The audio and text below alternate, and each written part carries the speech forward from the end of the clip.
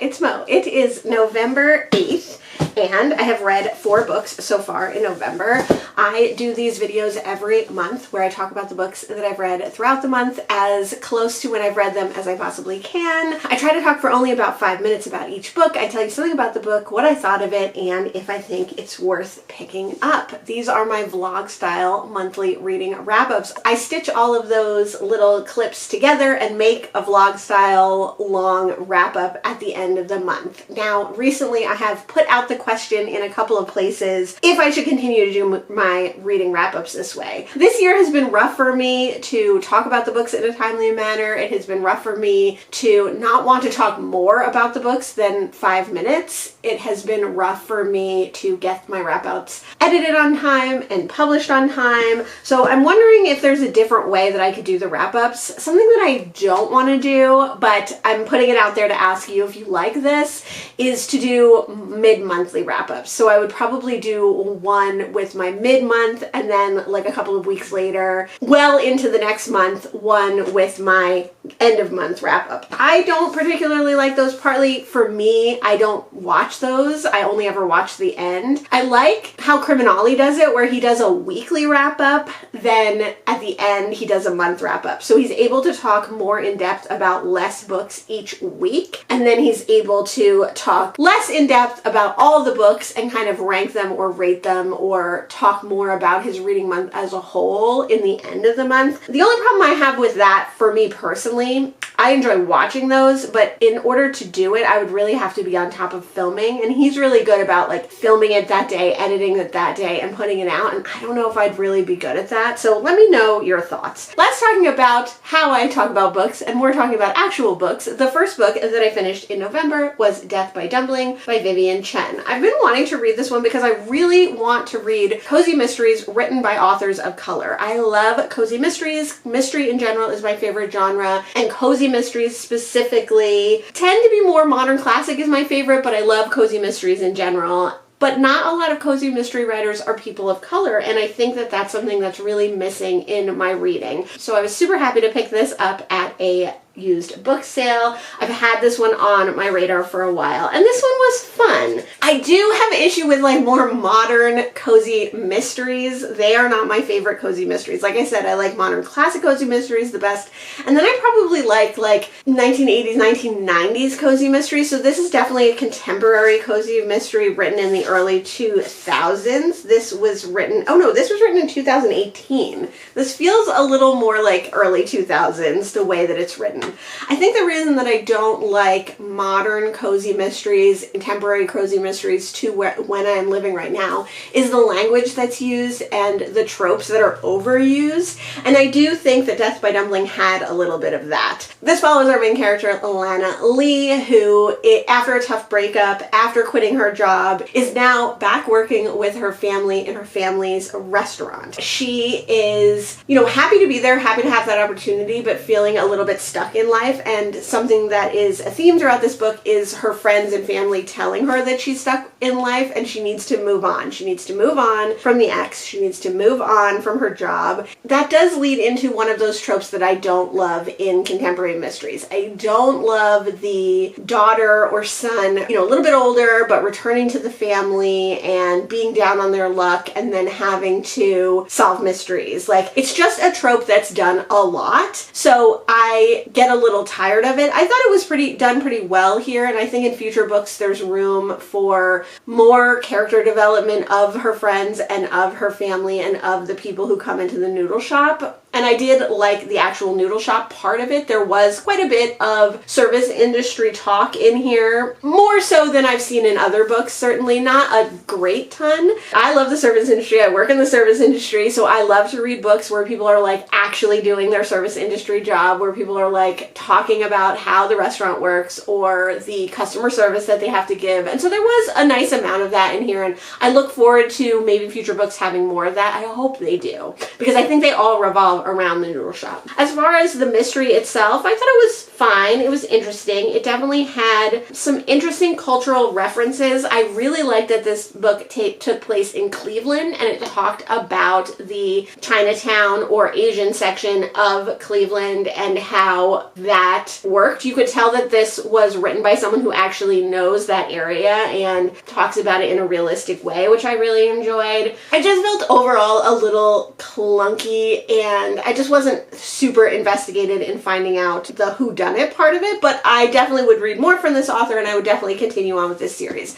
I don't think I would collect these books, even though I love this cover. This is such a great cover. I don't like this font, but I love the illustration on the cover, and the other covers are beautiful as well, but I saw that these are all on Hoopla, and I read this one on audio on Hoopla, so I think I would stick with reading them on audio. I don't think I need the physical copy. The next book that I finished in November was a reread for me, and that was The Fire Next Time by James Baldwin. Now I read this book like once a year. I've read it 3 times in 3 years, and it doesn't get less good. It doesn't get less poignant. It doesn't get less relevant. It is astonishing that this book was written in 1962, and we are still dealing with the problems that James Baldwin had faced in his life, and highlights in this memoir / political commentary book, and how he really had a lot of hope for the world, and although he knew that a lot in the world was bad, he also had hope for himself and his nephew and people of color in the world, that the world would get better. And so I'm glad that James Baldwin isn't around today to see how much worse it's gotten, but we can all look at this book, we can all read this book, we can all take this book to heart, and we can try to learn some of the lessons that James Baldwin inherently knew and understood to make the world a better place. If you have not read The Fire Next Time, you absolutely should. It's an amazing book in general. I have read it on audio 2 or 3 times. I can't remember if I read it on audio all the times, but it's narrated by Jesse L. Martin, who, aside from being a very handsome man, has a great voice and does a great job reading this. It's only a couple of hours on audio. It's perfect to listen to. It's great to read. This copy is very annotated and marked up from someone, which I do love, but sometimes it does make it a little bit hard to read, so I would love to get another copy of this that I could read physically. I did recently just get another copy of this in a little free library, but it's a very vintage copy that's falling apart, so I can't physically read it. But I will continue to read this. I thought about turning around and just rereading it immediately, so I might reread this again before the year is out. The next book that I finished in November is The Argonauts by Maggie Nelson. This is the first Maggie Nelson that I've read. Did I mention that it's nonfiction November? So I am trying to read some nonfiction. I've wanted to read this one for a really long time. I forget why or when in my booktube career I heard of this and why I was so excited to read it, because it is not necessarily my kind of book. I really enjoyed it, and I think it's definitely worth a read. It's a very interesting exploration of Maggie Nelson's life and her relationship with queerness, and specifically her relationship with her trans partner. Everything that goes along with that, you know, so her thoughts on queerness, her thoughts on queer relationships, her thoughts on pregnancy, her thoughts on transness, her thoughts on people's reaction to transness and queerness. Really interesting book, really fascinating, but it does have a lot of sex in it and a lot of pregnancy talk and baby talk in it, which, if you know me, I'm not a big talking about sex or talking about babies. I would rather talk about sex than talking about babies. I do not like babies. I think the idea of pregnancy is disgusting, and having someone explain it to you in a very visceral way is disgusting. No offense to any of us, because we were all babies, and, you know, no offense to pregnant women, except gross. I really enjoyed this one. I'm surprised that I did. I do think that I like the first half better, because that was more about queerness, and the second half, I mean, it was all about queerness, but the second half is more about babies. So I like the first half more because it's less about babies, even though I thought the whole thing was really good. She also talks a lot about queerness in relationship to writing and her writing career, and her idols who are writers, her idols who are queer, her influences, and there's a lot of quotes in this. Some are quotes directly from things that she saw live, some are quotes from her partner, some are quotes from movies, movies. So it's interestingly interspersed with not mixed media, but like almost, because there's so many other people talking, and what she thought about those quotes, how that affects what she's talking about, and how what she's talking about affects what she thinks of those quotes. Very, very interesting. Very short. I read this on the audio.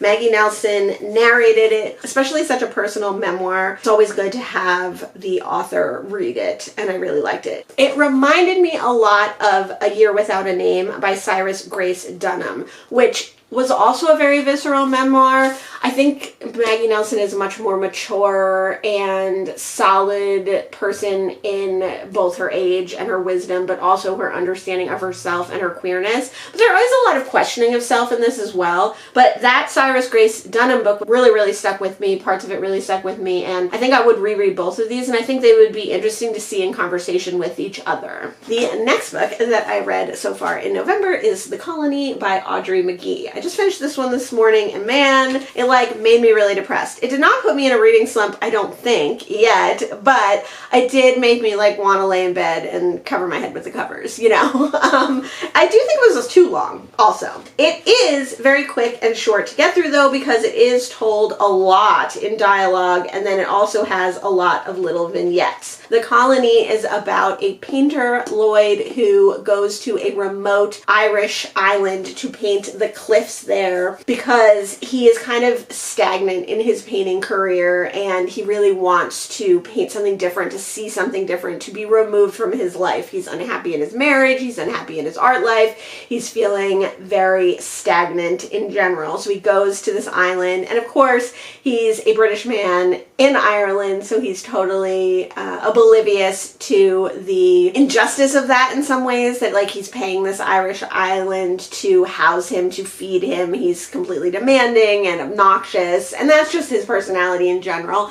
But this also takes place during the Troubles. On the back it says it takes place in 1979, but nowhere in the book does it say that, and I was born in 1979, so it was interesting. So it's his story on the island, and then someone else comes to the island that also disrupts not only Lloyd's time there, not only his painting, but the island life in general. So it's about these two men and how they disrupt life on this island. But at the same time, there's all these little vignettes of presumably true accounts of violence during the Troubles. So there's people killing each other, there's bombs going off, there's all this horrible news. And the more we see these little interludes of the real life, the more we also see the impact of that on the island, as well as these two men being there. I really love the writing. It's very Irish in that there's no quotation marks, so although it's mainly dialogue, there's no quotation marks. And then it's also very Irish in that interspersed between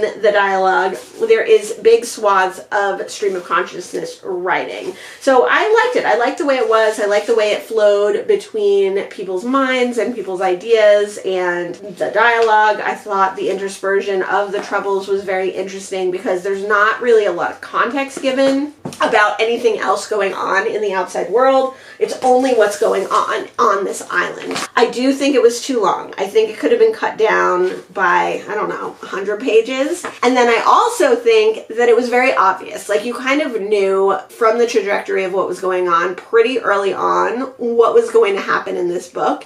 And something that I found very disappointing was that this fairly quiet story at the end took a little bit of a, not a turn, because again, it wasn't a surprise what happened, but it did take the opportunity to introduce violence in a different way. I'm trying to say this without like spoiling anything. Some violence specifically against women could have been avoided, I think, in this story. I don't think it was necessary to have it on page, and I don't think it was necessary to have it off page. Like, this is a violent enough book. So there was kind of a trajectory that we knew we were going on that I was hoping they weren't going to do, and then they did do. But overall, I did enjoy it, and I would definitely read more from this author. I thought it was really interesting. Those are the first 4 books that I read in November, and when I read some more, I will let you know.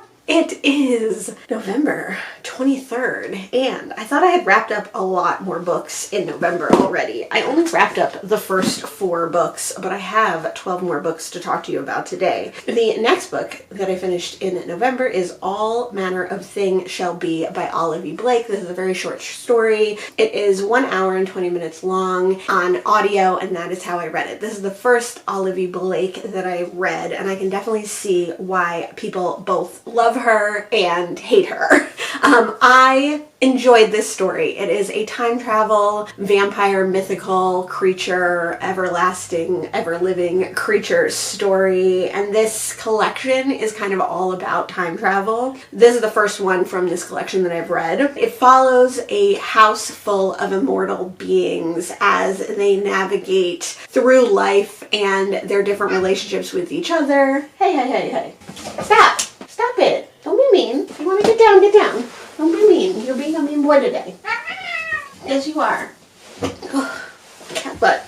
Just relax. You don't have to be so rude. It follows a house of immortal beings as they navigate living together, ever living together throughout history and time. It's about the different relationships within the group, but it's told in this like over-the-top purple prose, lyrical, confusing manner, which I think Olive E. Blake is kind of known for. I think she's a divisive writer in that some people really love that weird lyrical writing and some people really hate it. She's saying 100 words when she could say 5, you know? But I thought this was interesting. I thought that the story itself was not very strong. It's definitely more style over substance. And again, I could see why people don't like her writing because of that, but I thought this was fine. I thought it was interesting. I liked the little twist or trajectory of the story, and I will definitely read other things by her. I have a feeling that she's an author who maybe reading longer works would be better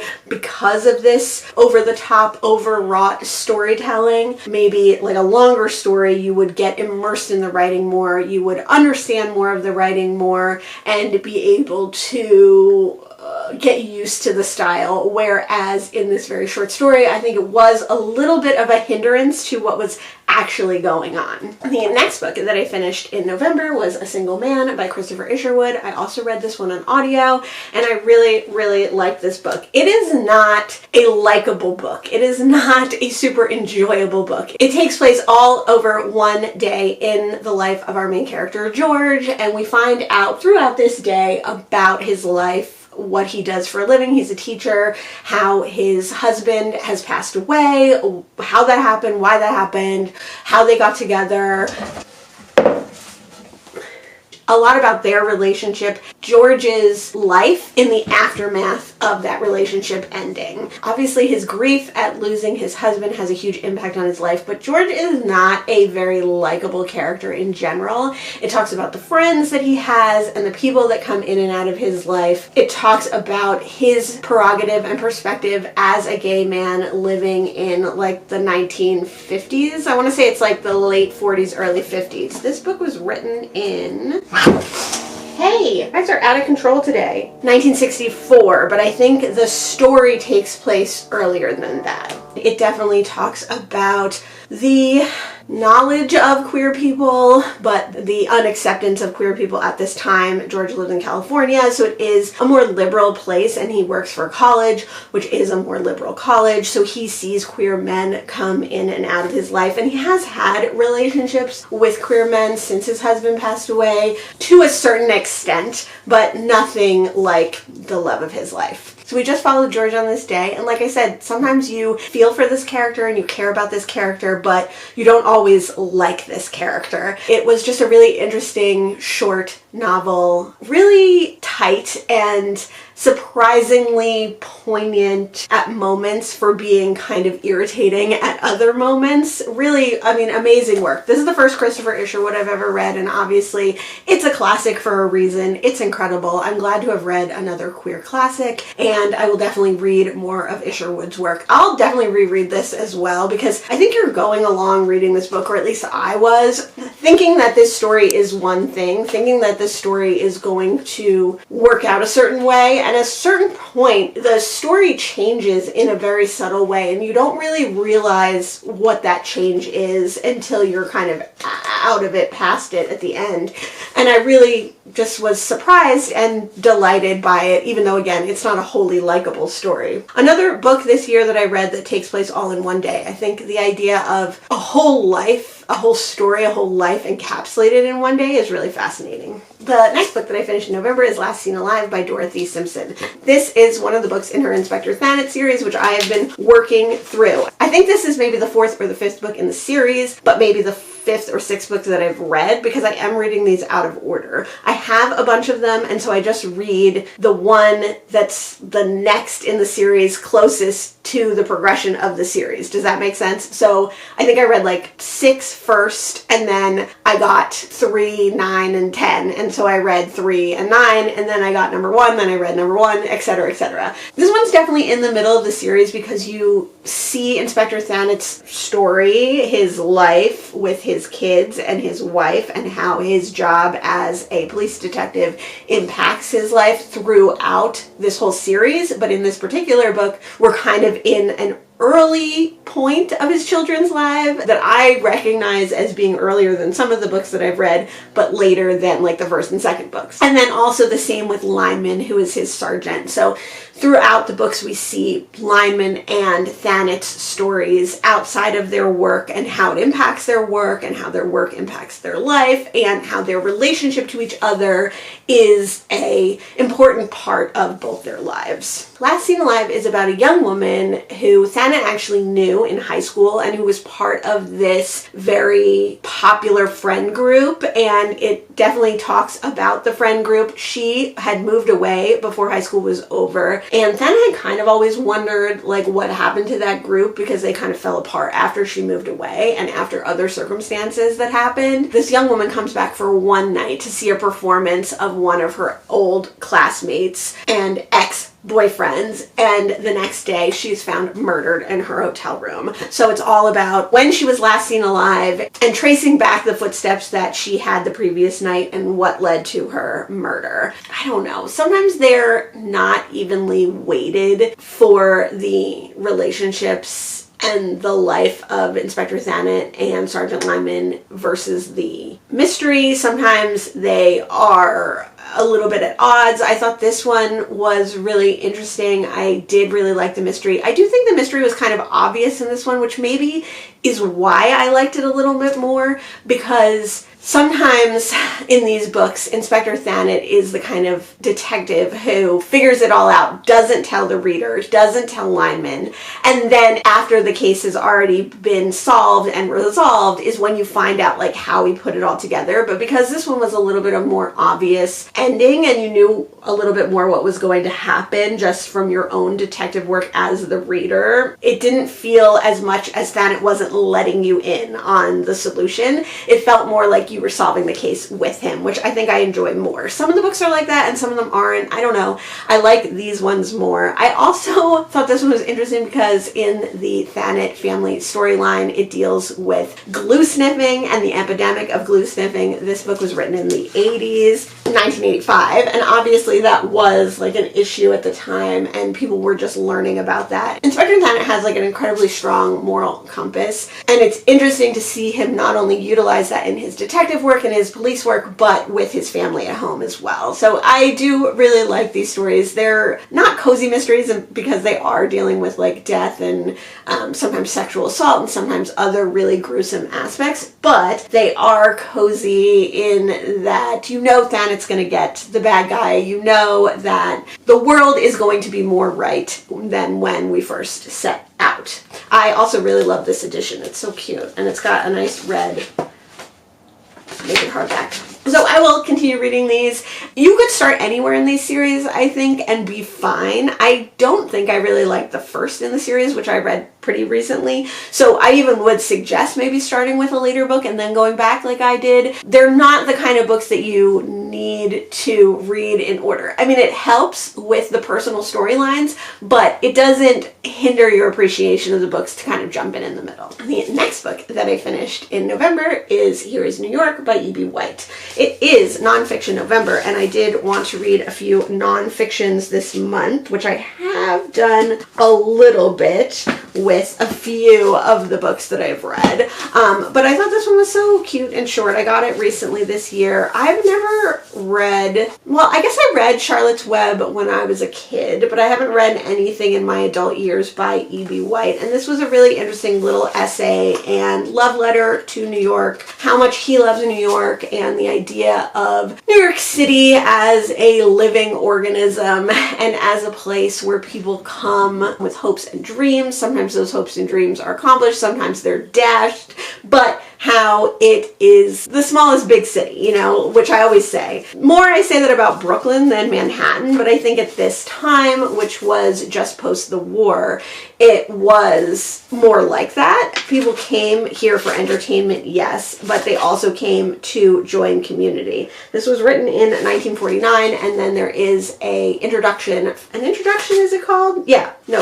Well, there is an introduction, but there is also a foreword that was written like 30 years later by E.B. White, and how much the city had changed in the time between the foreword and writing of the actual book. But I think a lot of the things about New York that E.B. White talks about still exist today, so I think if you love New York, which I do, this is definitely a good one to read. The next book that I finished in November is Thank You, Jeeves by P.G. Wodehouse. I'm reading this and another book that we're going to talk about in a minute for the Savage prompts and the Ben Reed Goods prompts for a vlog. P.G. Wodehouse fulfills the prompt that is my favorite author's favorite author. My favorite author is Douglas Adams, and I did a little research and found out that he loved P.G. Wodehouse. No surprise there at all, because their styles, while being very different genres, while being very different time periods, have a lot in common in their comedy. I love P.G. Wodehouse, and I was happy to read another Jeeves and Wooster. I started out reading this physically, but my book is falling apart, so I ended up switching to the audiobook. I love the audiobook narrated by Martin Jarvis. Martin Jarvis, very famous voice actor and actor in general, and I've read several of the Jeeves books with him as a narrator, and he is probably my preferred narrator for Jeeves and Wooster. This one sees Wooster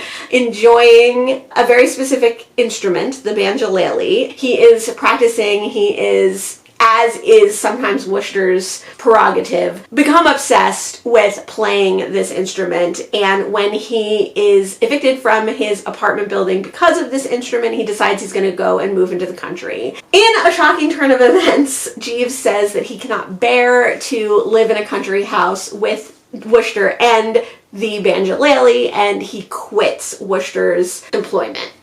Sometimes we see Jeeves and Wooster break apart and come back together in other books, but this one was a pretty severed tie, and it does make for kind of a shocking beginning to this story. Of course, somehow the new employment that Jeeves finds happens to be in the same country village as Wooster has taken a cottage, and they continue to be mixed up, and of course, by the end of this book, they've come back together. I don't think that's a spoiler. You pretty much know, if you've read any Jeeves and Wooster, that that's going to happen. But this one was really a tough one to read, because there is the N-word in this, and there is blackface in this, and there is quite a few things that would not make it into books today. And even though Wooster is not personally being racist or trying to be racist by doing these things, there is obviously a lot of racism in this book, and topics which at the time when this was written in the 1920s was normal and casual, but now would absolutely not be okay to be written in a book. So I find that that always makes it a little difficult to read and takes you out of the story. A lot of books that I read around this time, whether they are comedies or mysteries or any other kind of book, have racist things in them that at the time were not considered racist, but obviously are today. And it just really is hard to look at them from a lens of saying like, oh, well, they thought it was fine, because even though they thought it was fine, it wasn't fine.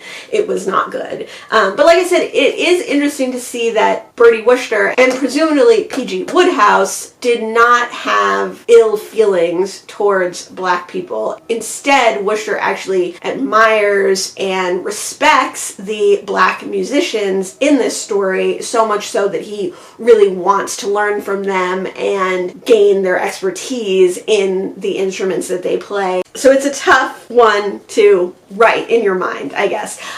Other than those aspects, I did think this one was particularly very funny. There were some laugh out loud moments, as there always are. I will always continue to read these. It's interesting that they say the full-on N-word in the book. I don't know when this edition is from. It was only $3.50, so probably a long time ago. But in the audiobook, they tone it down a little, which is nice. If you love P.G. Wodehouse, go into this knowing that it does have elements that you're not going to like. I did skip a book. I read Space Vampire by Ruby Dixon. This is a short story and the second Ruby Dixon that I have read. I also read the one with the blue aliens, her most famous sci-fi romance series. I can't think of what. Oh, Ice Planet Barbarian. This is a similar story in that we follow a young human person, woman. She's not that young. She's like in her 30s. She has been abducted by aliens and she is a pet for one of the aliens on a spaceship. This race of aliens abduct many different species from many different planets.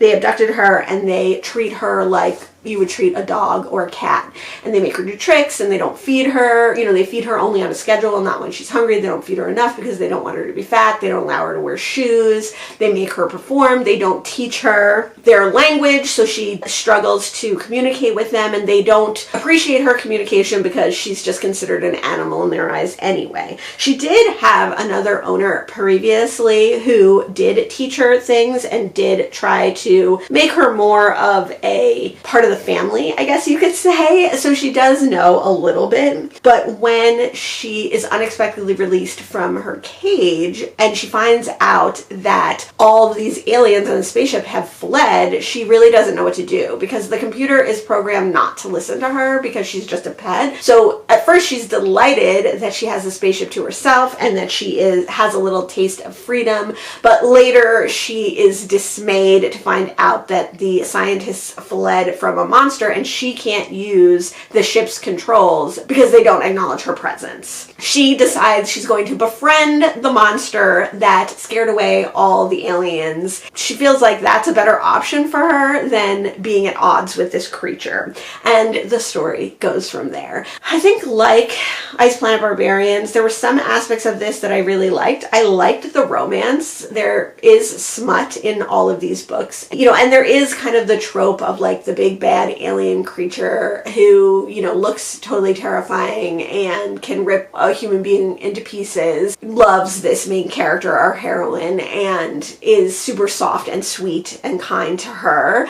He's gonna like murder and tear limb from limb anyone who betrays her. So there is like a sweet touch her and die kind of trope that goes on in these. In this book, I think the negative aspects, the parts that I don't like, which is like the kind of getting off on the enslavement of women and the torture and sexual assault of women, is way toned down. In Ice Planet Barbarians, I really took issue with, and the reason that I would not continue those books and that series, besides them not being that great, was that there was a lot of rape, a lot of sexual assault, and it was very casually put, and it was also used a little bit as the spice as well, which I don't agree with. So I liked this one better because there was degradation of women, but it wasn't necessarily to like get off on. I also read and skipped another one of those short stories, which was called Beautiful Nightmare by Katie Robert. I've never read any Katie Robert, but I do have one book in her vampire series, and I have considered reading her vampire series, which I think is a reverse harem series. You know me, I don't read a lot of spicy books, but I will try out a spicy book here and there. Beautiful Nightmare definitely does have some spice, but it was really hokey. It is about a sleep paralysis demon who is getting her first human. Right off the bat, we know that this demon is not as experienced as many other demons. There's all different kinds of demons. She just happens to be a sleep paralysis demon who feeds off the fear of her human host. So she is learning to do this and she's getting her first human, but of course when she gets her first human it goes all wrong because he's not scared. He's pretty turned on when she shows up and paralyzes him in his sleep. And then we see their relationship grow from there and them keep coming back into contact with each other. Her trying to become the demon that she should be and finding out that maybe with this particular human she doesn't need to do that.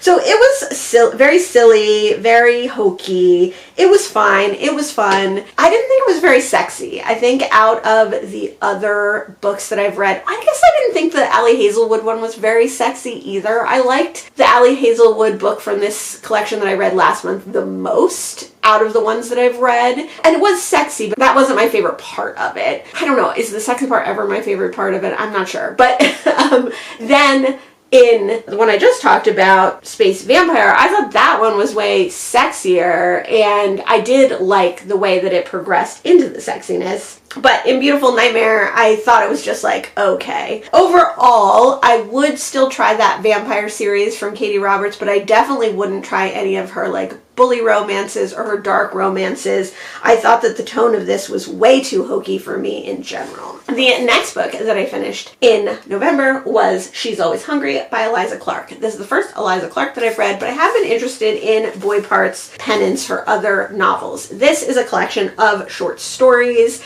and I really, really loved this short story collection. I didn't at first. I read this one mostly on audio. I read the first two stories and I thought they were okay. The first story, A Body Like Mine, is a like weight loss story of a woman who has the perfect body, and the whole story is about how you could get the perfect body too. And it kind of turns into like an infomercial style story, which is cute, but has been done before. Like that style of story has been done before, that premise of story has been done before, and I think even though I've read some of those stories and not loved them, I think they did it to better effect than this. Now, is that because I read those first? Like maybe, I don't know. And then the second story was more grounded in reality, The Problem Solver, and that is about a woman who gets sexually assaulted. What happens when she tells her friends that that happened? So those two stories, I was like, I don't know if I'm gonna like this collection. But then we got into kind of more speculative stories, and the further we go along, the more speculative they become. My favorite story was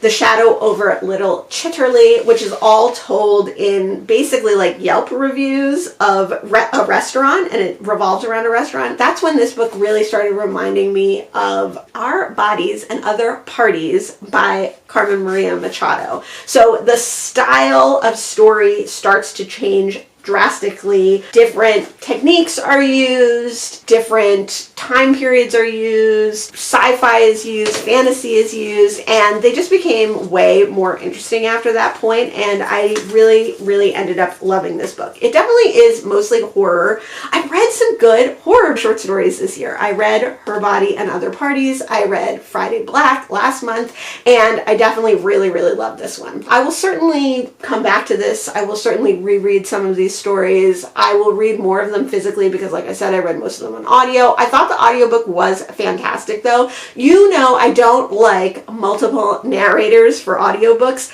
but when it's short stories, it totally works. I love that the short stories are broken up by different narrators. Eliza Clark reads a lot of the short stories and she does a fantastic job, obviously. For me, I need to read short story collections, especially if I'm reading them on audio, in between reading other things, or else all the stories will run together. So reading them with different narrators really helps that as well. So if you're interested in short horror, I would definitely check this out, and I can't wait to read more from this author. The next book I also read for that Savage Prompt Ben Reedgood, and that is The Sense of an Ending. I think it was a Ben Reedgood prompt that is to read a book by a Booker winner. Julian Barnes won the Booker for this book, The Sense of an Ending. I think he also won for another book as well, but this is the first Julian Barnes that I have read. And I've been wanting to read this one for a long time, partly because I do have a Booker project that I'm sort of semi in the middle of, reading books off the Booker Prize,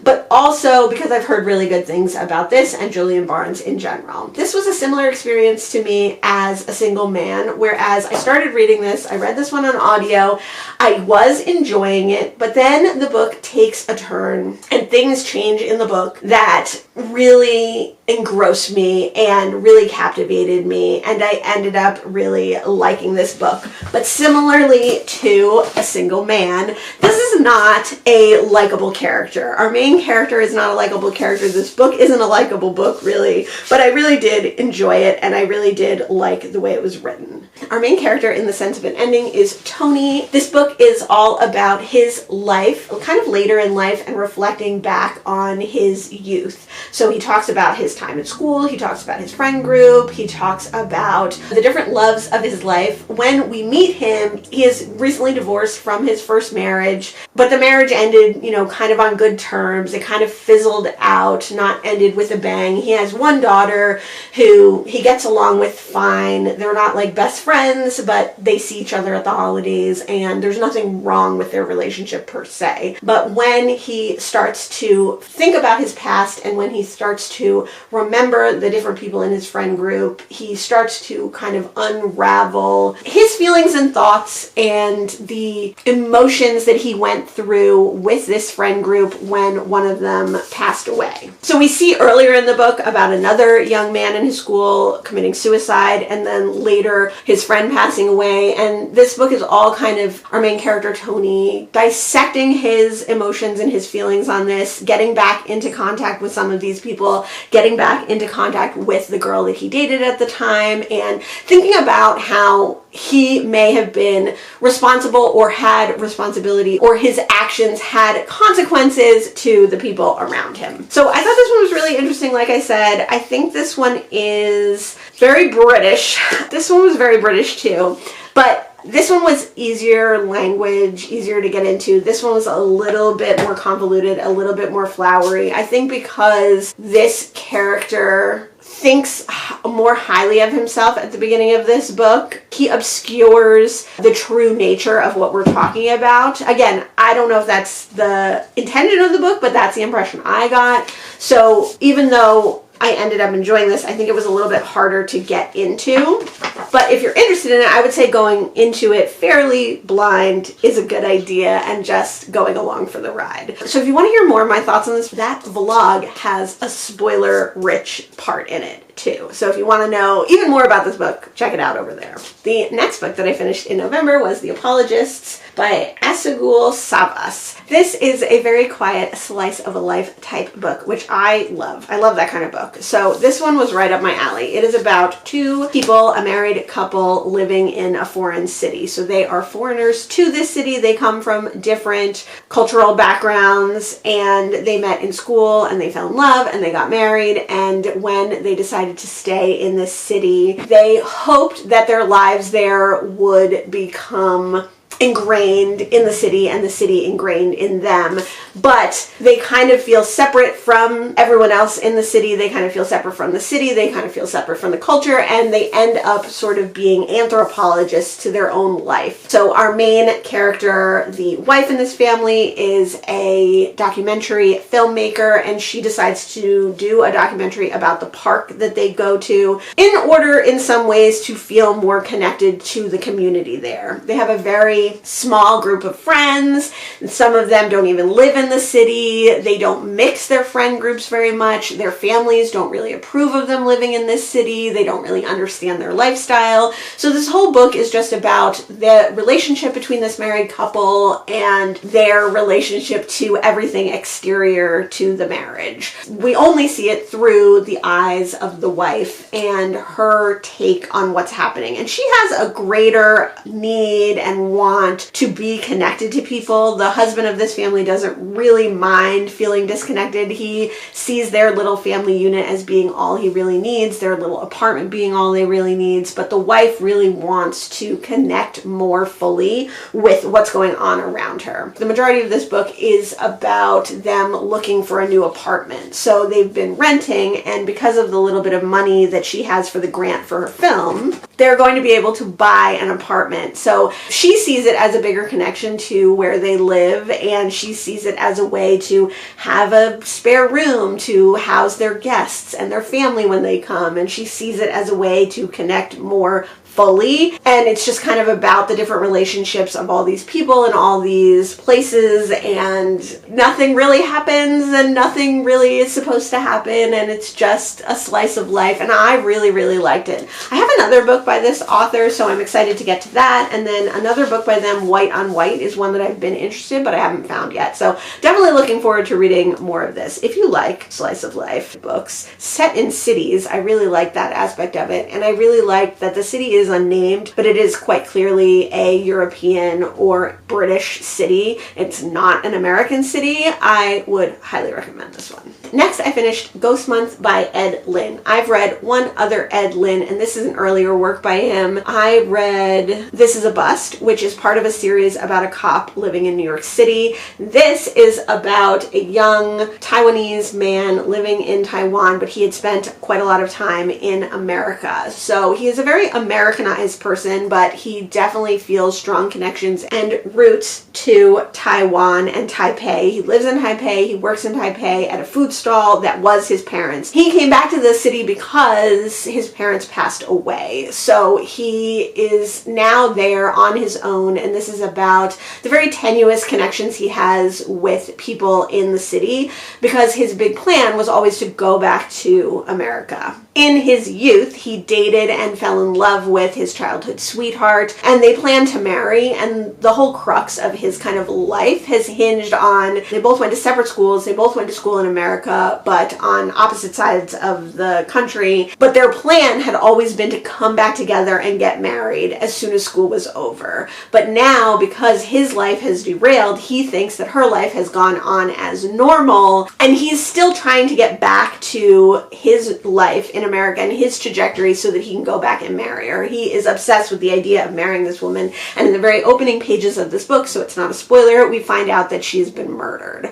And he didn't even know she was back in Taipei. He didn't even know she was not in America and not finishing her degree. So he's completely shocked by this, and it completely changes his life, and he decides that he needs to go on a mission to understand her death, but also to solve her murder. So this is a mystery novel, and our main character, Jingnan, or Johnny as he's known in his American persona, is our amateur detective. And he's not a very good amateur detective. He's not very smart. There's a lot of crime, and there's a lot of gang activity, and there's a lot of mafia activity in Taipei at this time, and he is not smart about not getting involved with these people, and he definitely puts his life and the life of his small group of friends at risk as well. It's a very meandering mystery novel. It's a very slow burn story.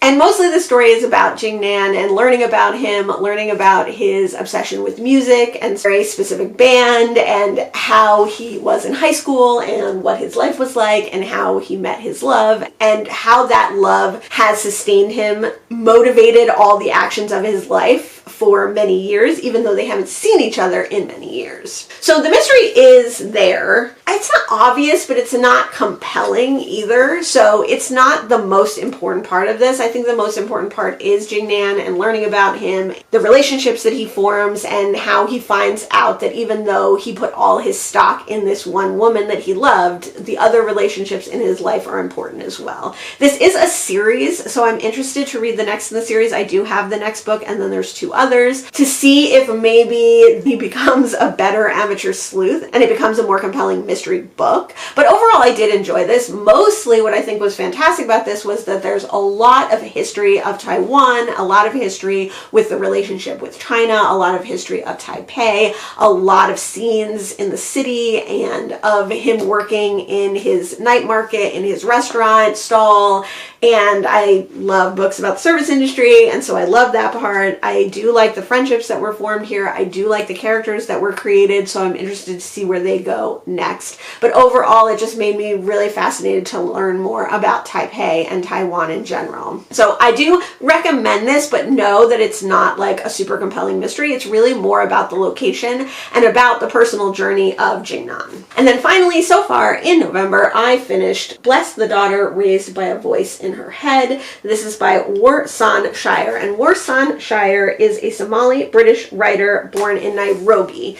So she immigrated to, I think, first Britain and then the US, and this is a collection of poetry, her first collection of poetry, and it mostly has to deal with the immigrant experience and life torn between multiple cultures. It has to do with Somalia and Somalian music and culture. It has to do with being raised as a woman. It has to do with being mistreated as a woman, being sexually abused, being assaulted, being ignored, being abandoned. But it also has a lot to do with familial relationships, and especially maternal and matriarchal family dynamics. I tagged a fair amount at the bottom. It was heavy. There's a lot of heavy things, but it had a good mix of modern, traditional, cultural aspects. Like there's one poem called Angela Bassett Burning It All Down, and it's about how in their village at the time when she was young, Waiting to Exhale was released on VHS, and how women in her culture reacted to it. So it has some like modern references, and obviously it's modernly written, and she is living in Los Angeles today, but it has a lot to do with her youth and her history, and a lot to do culturally with Somalian lifestyle. There's a glossary at the back, which I love when collections do that, especially if poems are written bilingually or if there are references to other languages and other cultures. That's nice that it doesn't take away from the reading of the poem, that you get through context what a lot of the stuff is, but if you are confused, you can flip to the back and check it out. So I look forward to reading more from this author. It's not my favorite poetry collection that I've read this year, but it was a good one, and I would definitely revisit it. So those are the 16 books that I've read so far in November. Like I said, it's November 23rd, so there's another week or so of November left. I am almost at my 200th book of the year, which is crazy. I don't think I've ever read 200 books in a year, which, like, of course not. Why would anyone read 200 books in a year? But I'm glad that I have.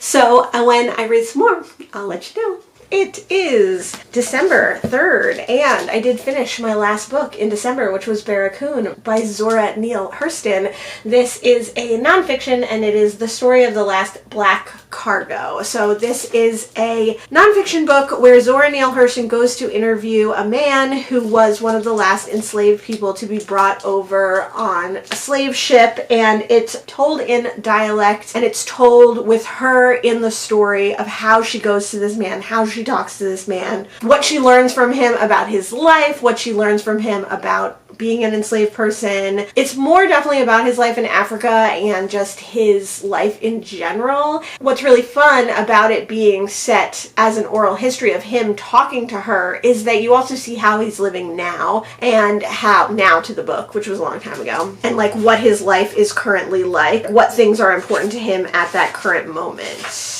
This book was published in 2018, but I'm sure it was written way earlier than that because she was not visiting him in 2018. Maybe it's this particular edition was published in 2018 because this does have a new introduction by Alice Walker, I believe. A foreword by Alice Walker, and it's edited by Deborah G. Plant, and it has some information from Deborah G. Plant as well. And it says right here in the beginning, Barracoon, the Spanish word barracoon translates as barracks and is derived from barraca, which means hut. The term barracoon describes the structures used to detain Africans who would be sold and exported to Europe or the Americas. There's a lot of interesting things in this book, a lot of, first-hand accounts, and it's interesting to hear, having read several slave narratives now, from someone someone talk more about their time in Africa and that they remember their time in Africa more, and that is like the bigger impact in some ways. And in some ways, Zora Neale Hurston talks about how it does seem that he probably has a little bit of a selective memory. There is also a glossary in the back, which is really nice. A lot of other information. I did read this book on audio. It was read by Robin Miles, who is an absolutely fantastic reader, so I really like that. And I didn't read the foreword and I didn't read the introduction first. I read it after because a lot of times I feel like that ruins a book. Even if it's a nonfiction book, it ruins the book for me. So I decided to read that afterwards, and it was really interesting because there was some question as to whether Zora Neale Hurston placated some of this book or didn't fully credit or put her own ethereal voice into the book, or etc., etc. So it was interesting to read a little bit about that controversy as well, and what the editor Deborah G. Plant thought of that. So I enjoyed this one. I've only ever read Their Eyes Were Watching God. I have a couple of other Zora Neale Hurston books, and I'm excited to get to those as well. I wonder where this one falls within all of her other work. Barracoon was my 200th book of the year. It does make me think a little and make me reflect on BookTube a little. It also does make me think about what I want to do next year for some of my goals. This was the 17th book that I read in November, and I read a lot of great books. I read quite a bit of nonfiction. I reread a favorite. I read a short story collection I really enjoyed. I read a Booker Prize book. I read a queer classic.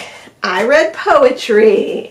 I read queer work. I read work by people of color. I read favorite series. I read a book that's been on my want to read list for a really long time. I read another Booker Prize book. Great reading month overall. It's weird because it felt like I didn't read that much, but I actually read quite a bit. And I always have this urge when I end the month on a odd number to read one more book. And I was thinking about reading one more book, but then I was like, why rush? I'll just read at the pace that I'm comfortable reading at. Glad to have read some cozy mysteries for sure. Glad to have read some literary fiction. Like a lot of fun stuff, and it was a great reading month. I don't need to push it and read more just to make an even number, but that is my impulse a lot of times. Oh my god, can you believe we're in December and it is the last reading month of the year? How crazy is that? I'm looking forward in December to reading a bunch more cozy mysteries or a bunch more mysteries for Cloak and Dagger Christmas. Even if I'm the only person doing Cloak and Dagger Christmas, I will keep it alive. R.I.P. Janelle. Love her so much. Let me know if you've read any of the books that I read here. Let me know what you thought of them. Thanks so much for joining me today,